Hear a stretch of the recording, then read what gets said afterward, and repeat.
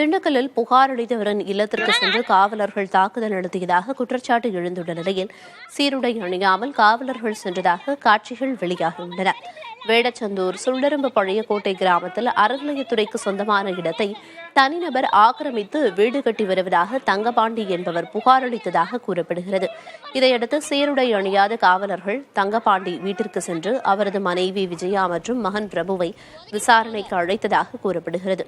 விசாரணையின் போது தங்கபாண்டியின் மனைவி மகன் காயமடைந்ததாகவும் கூறப்படுகிறது.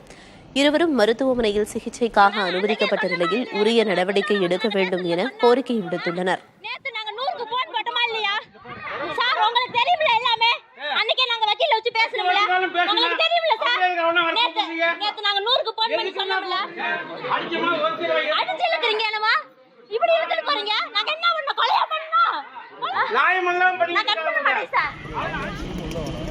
ஒதுக்கி போறாங்க.